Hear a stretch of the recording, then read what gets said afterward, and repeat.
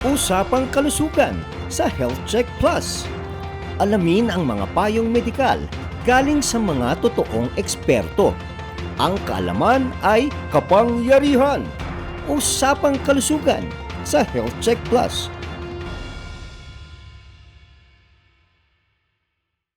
Check na araw mga health checkers sa Luzon, Visayas at Mindanao at sa mga nakikinig at nanonood sa iba't ibang panig ng mundo sa DZRH Radio, Digital TV at social media platforms. Ako po si Teacher Ellie Campos Banayat, dito lang sa programang pinagkakatiwalaan ng mga eksperto, ang Health Check Plus. Tuloy-tuloy ang ating selebrasyon ng Men's Health Month at sa episode natin ngayon, pag-uusapan natin ang isang topic na minsang tinatawanan o itinatago. Pero mahalaga sa kumpiyansa at kalusugan ng ating mga kalalakihan. Ang pangangalaga sa balat, buhok at anyo.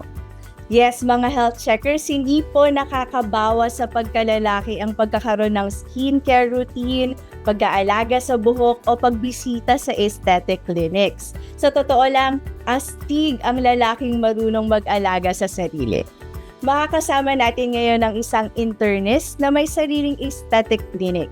Ang ating guest expert ngayong araw ay kasalukuyang hospitalist sa WellSpan Good Samaritan Hospital sa Pennsylvania.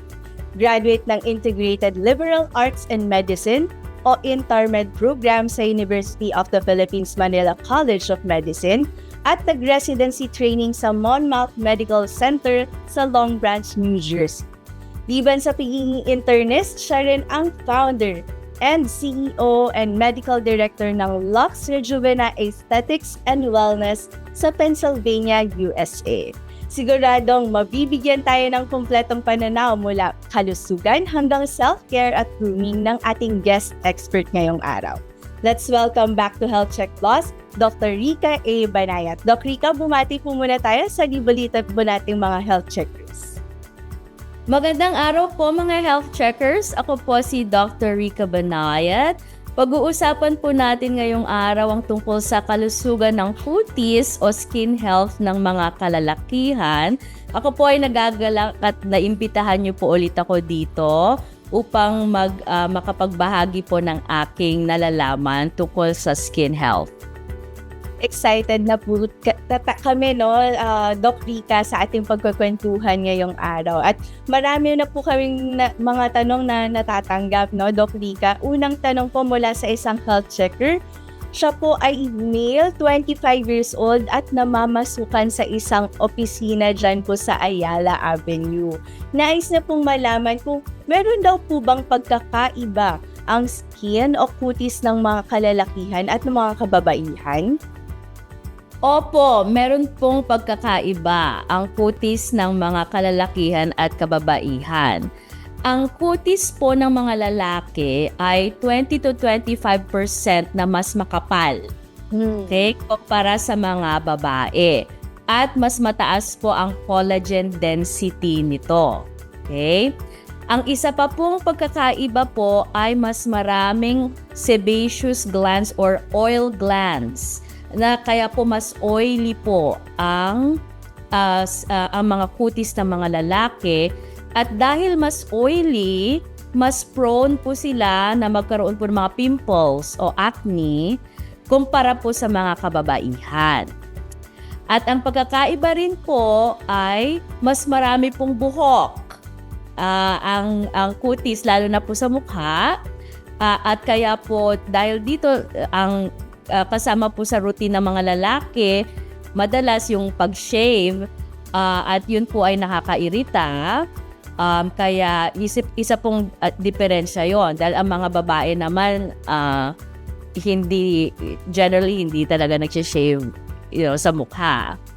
Meron din pong pagkakaiba sa pH ng skin, or ito po ay ibig sabihin mas acidic po ang kutis ng mga lalaki, at ito po ay may epekto kung paano po ma-absorb yung mga skincare products na ginagamit.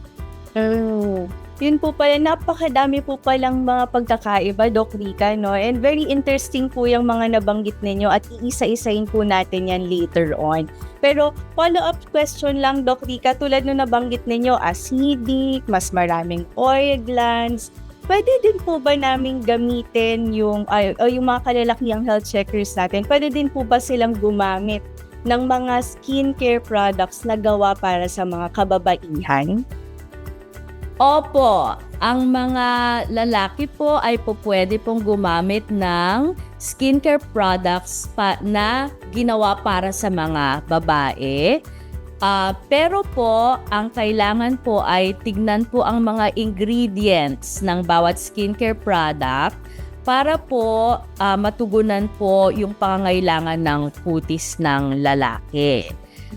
Kasi po kung marami po sa mga skincare products ng mga kababaihan na masyado pong oily or greasy, minsan yung pong mabibigat, makakapal na moisturizer, yung mga ganun po hindi po nababagay sa kutis ng lalaki. Pero ang sagot po sa tanong na yan ay opo, pwede pong gumamit ng skincare products na pambabae ang mga lalaki. Bago po natin himayin, Doc Rica, no? So pwede naman po pala na gumamit ng mga skincare products na para sa mga babae, ang ating mga kalalakihan. Pero bago po natin himayin yung mga skincare routine, no? At yung mga ingredients na yan, ano po ba yung kinahalagahan nito? Bakit siya mahalaga na pag-usapan ng skincare at grooming sa ating mga kalalakihan? At bilang isang internist po, nakikita niyo po ba yung connection nito sa panlabas at sa kumpiyansa ng isang lalaki? Ano po ba yung mga importansya nito para sa health ng ating mga kalalakihang health checkers? Opo. So, ang dapat po ipangalagaan ang kutis ng mga lalaki dahil may kakaiba po talaga ang skin nila sa babae at ang skin ay skin, ang balat ay balat. Kung na-expose po tayo mga babae sa mga sa sun, sa araw, lalo pa mga lalaki. So mas marami pong stressors, mga pollution, mga environmental stressors sa skin. Kailangan po 'yan ay pangalagaan dahil hindi lang po 'yan kaartehan. Okay? Ito po ay more than yung looks. It boosts the confidence. Ibig sabihin po na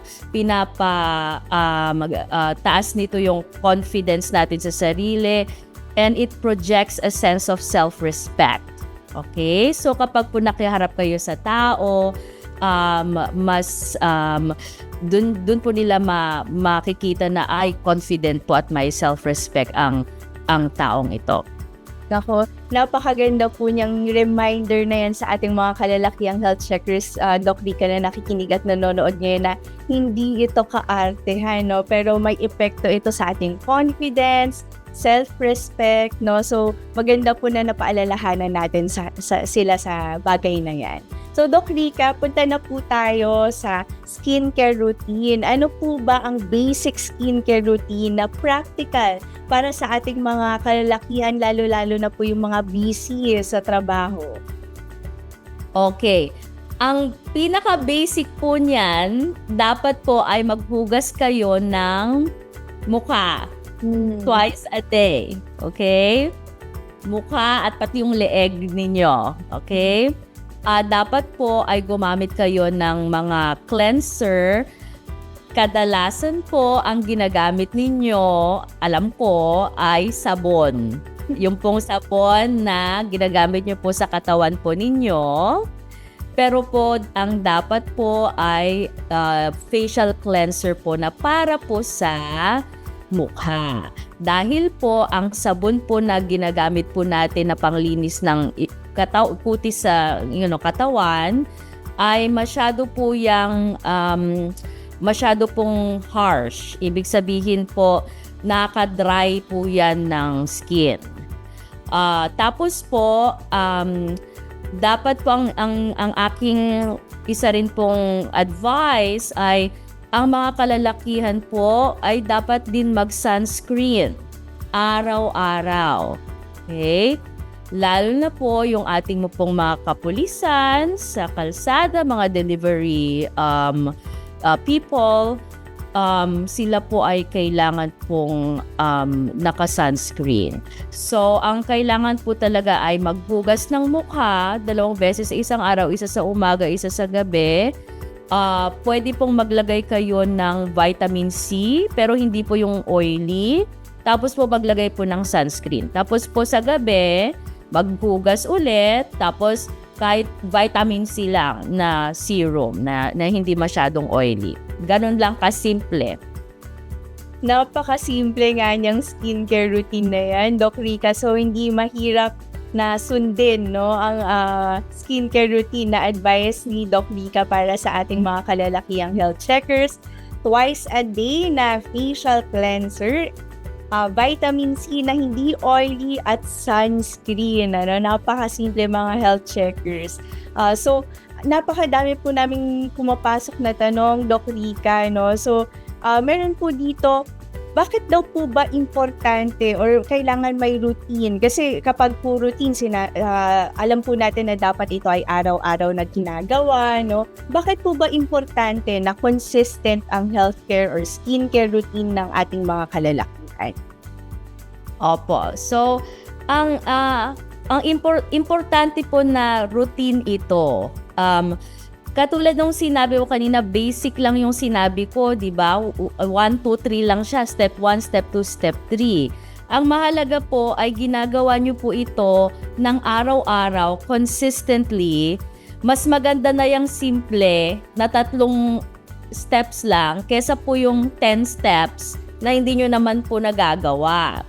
Okay? So, kailangan po yan araw-araw dahil araw-araw rin pong na-expose ang ating balat sa araw, sa sun, sa pollution po, yung mga usok, galing po sa mga sasakyan, yung pong mga dust galing sa mga construction, galing sa kalsada.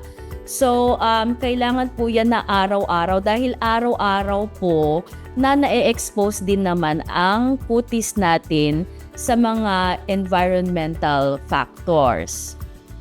Yun po pala yun, Doc Rica, no? So, tama nga naman, no, na kailangan consistent dahil araw-araw nga naman tayong expose, ano? Doc Rica, nabanggit ninyo yung sunscreen kanina. Ano po ang inyong payo sa paggamit ng sun protection or sunscreen, lalong-lalo na po dito sa Pilipinas? Napakadami na pong sunscreen sa market. Madalas po nakakalito po. Ano po ang inyong advice sa ating mga kalalakihang health checkers? Opo. So, ang sunscreen po, dapat ang inyong pipiliin ay nakalagay doon SPF 30 o hanggang SPF 50. Okay? Huwag po kayong gumamit ng less than SPF 30. Dapat ang pinaka-minimum na gagamitin nyo ay SPF 30 kasi po mainit po talaga sa Pilipinas. Okay? At ang kailangan po natin na piliin ay non-greasy. Okay, non-greasy. Para po, kasi po oily na ang skin ng lalaki eh. So kapag maglalagay pa tayo ng greasy or oily na sunscreen, lalo po kayo magkaka-pimples, lalong maklog yung pores. Tapos po, ang kailangan po ay mag-reapply, lalo na po kung napapawisan. O kapag the whole day po nasa araw, hindi po sapat na isang beses lang mag-sunscreen sa umaga. So, kailangan po, pagdating po ng mga every 2 to 3 hours, mag-reapply po sila ng sunscreen. At sa akin po, ang pinakamagandang sunscreen ay yung may zinc oxide. Kasi yun po ay talagang nabablock niya po yung ultraviolet rays ng araw.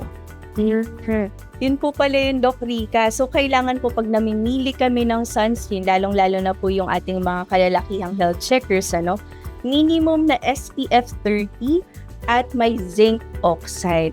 Doc Rica, pwede nyo po bang pa-explain sa ating mga health checkers, ano po yung relation nitong zinc oxide? Ano po yung ginagawa niya? Bakit importante na meron ito sa aming mga sunscreen? Kasi po ang zinc oxide po, ito po ay physical barrier. Marami po sa mga sunscreen natin na chemical po ang barrier. Ibig sabihin po, kapag chemical sunscreen, pagka natamaan po tayo ng UV rays, ang ginagawa po nun ay kino-convert niya po yung UV radiation into heat para mag-dissipate. Pero ito pong zinc oxide ay kapag talagang nilagay mo sa skin, talagang hindi papasok yung UV radiation sa balat. At mas maganda po yun dahil kumbaga parang pinatungan nyo yung skin ninyo ng zinc oxide para po hindi pumasok yung UV rays sa skin. So yun po ang kaya po mas maganda na zinc oxide po. Lalo na po sa mga police, sa mga traffic enforcers, sa mga drivers po, sa mga nagtatrabaho po sa delivery, yun po yung kailangan nyo po talaga. At kailangan po ay mag-reapply. Maglagay po ulit ng sunscreen kada 2 o 3 oras, lalo na po kapag napapawisan po. Naku, buti na linawan po natin yan, Doc Rica, no? Kasi ganun pala siya ka-importante, no? Na titignan natin sa pagpili natin ng sunscreen, mga health checkers, importante yung physical barrier ng zinc oxide na nabibigay ng ating zinc oxide. Yan. So, mas naintindihan na po namin, Doc Rica, yung importansya niyan. Salamat po, no? So, Doc Rica, meron po tanong dito mula sa isang health checker. Ano daw po ang mga senyales o sintomas naman na dehydrated na ang skin ng isang tao dahil sa init ng panahon? Opo. So, ang isa po sa mga senyales ay nagda-dry na po. Okay? Pwede nyong sulatan yung balat nyo, yon dry na po yon. At kapag po pininch ninyo, ganito, hindi bumabalik agad. Kapag nakaganyan pa rin. So kapag dehydrated na po kayong ganon, kapag nangulubot na, at hindi bumabalik sa tamang texture, yun po ay talagang dry na po ang skin ninyo. Okay?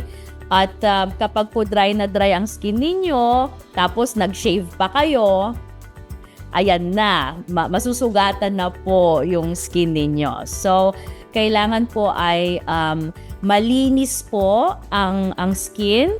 Hindi po dry, pero hindi rin po oily. Ganyan.